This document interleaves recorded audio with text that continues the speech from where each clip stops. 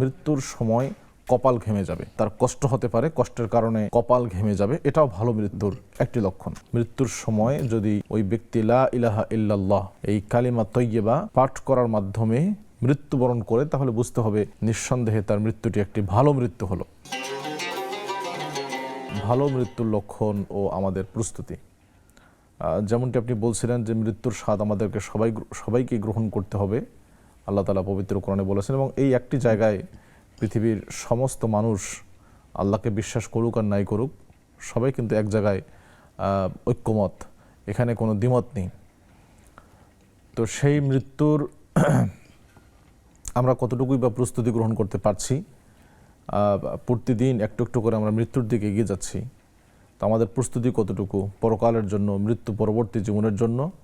ঠিক একইভাবে কি কি লক্ষণ, কি কি আলামত পাওয়া গেলে ভালো মৃত্যু বলে শরীয়ত গণ্য করেছে, এই বিষয়টি নিয়ে আমরা আলোকপাত করার ইচ্ছা পোষণ করছি। ভালো মৃত্যুর যে লক্ষণ, সেই লক্ষণগুলোর একটা অন্যতম লক্ষণ হলো মৃত্যুকালীন, মৃত্যুর সময় যদি ওই ব্যক্তি লা ইলাহা ইল্লাল্লাহ এই কালিমা তৈয়্যিবা পাঠ করার মাধ্যমে মৃত্যুবরণ করে, তাহলে বুঝতে হবে নিঃসন্দেহে তার মৃত্যুটি একটি ভালো মৃত্যু হলো। মুআদ বিন জাবাল রাদিয়াল্লাহু তাআলা আনহু থেকে বর্ণিত, নবী করিম সাল্লাল্লাহু আলাইহি ওয়াসাল্লাম বলেছেন, মান কানা আখিরু কওলিহি লা ইলাহা ইল্লাল্লাহ দাখালাল জান্নাহ, যে ব্যক্তির সর্বশেষ কথা হবে লা ইলাহা ইল্লাল্লাহ, সে আল্লাহর জান্নাতে যাবে। সুবহানাল্লাহ। তো এই যে সর্বশেষ বাক্য যদি কারো হয় লা ইলাহা ইল্লাল্লাহ, তাওহীদের এই বাক্য কালিমা তৈয়্যিবা, তাহলে আশা করা যায় তার মৃত্যুটি একটি ভালো মৃত্যু হলো এবং ইনশাআল্লাহ সেই ব্যক্তিটি জান্নাতে আশা করা যেতে পারে। এজন্য নবী করিম সাল্লাল্লাহু আলাইহি ওয়াসাল্লাম বলেছেন, লাক্কিনু মাউতাকুম লা ইলাহা ইল্লাল্লাহ, যারা মৃত্যু শয্যায় শায়িত, মৃত্যুর পূর্ব মুহূর্তে যদি বোঝা যায় লোকটি চলে যাবে, তাহলে তাকে লা ইলাহা ইল্লাল্লাহ তালকিন দাও।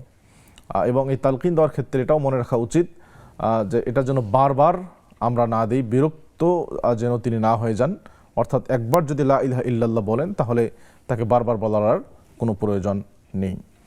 একইভাবে ওমর বিন খাত্তাব রাদিয়াল্লাহু তাআলা আনহু, তিনি একদিন তালহা বিন উবাইদুল্লাহ রাদিয়াল্লাহু তাআলা আনহুকে দেখলেন বিষণ্ণ, রাআহু মাহমুমান, বিষণ্ণ দেখলেন। জিজ্ঞেস করলেন যে কি ব্যাপার, আপনাকে বিষণ্ণ দেখাচ্ছে কেন, কিছু হয়েছে নাকি?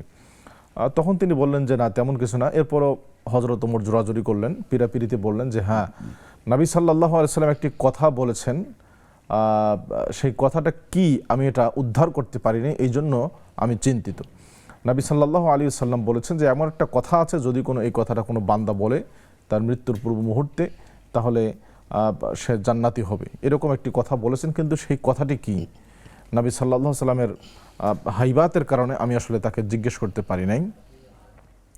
ওমর বিন খাত্তাব রাদিয়াল্লাহু তাআলা বললেন যে আমি সেই কথাটা জানি, সেটা হলো লা ইলাহা ইল্লাল্লাহ। যদি কেউ এই কালিমা পাঠ করে, তাহলে ইনশাআল্লাহ সে আল্লাহর জান্নাতি বান্দা হবে। এটা হলো একটা ভালো মৃত্যুর লক্ষণ।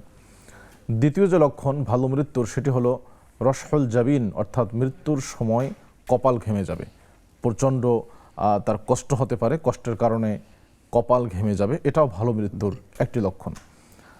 বুরাইদা রাদিয়াল্লাহু তাআলা আনহু, বুরাইদা আল আসলামী রাদিয়াল্লাহু তাআলা আনহু, তিনি বলেন, আমি খোরাসানে ছিলাম, খোরাসানের একটি অঞ্চলে। তো আমার এক বন্ধু অসুস্থ ছিল, আমি তাকে দেখতে গেলাম, মুসনাদে আহমদের হাদিস, আমি তাকে দেখতে গেলাম।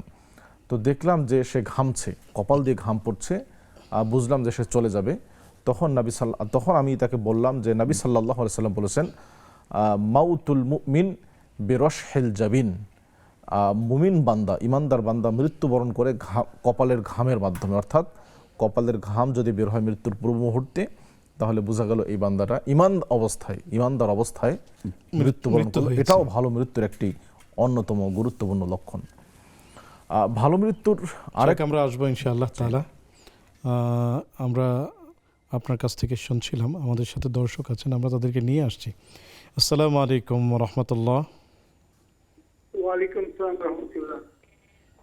হুজুর, আমার প্রশ্ন হলো, বিবাহেতে আমাদেরকে যে দাওয়াত করে বা আমিও করি, তো আমার তো এটা মানসিকভাবে একটা চিন্তা থাকে যে ওখানে একটা কিছু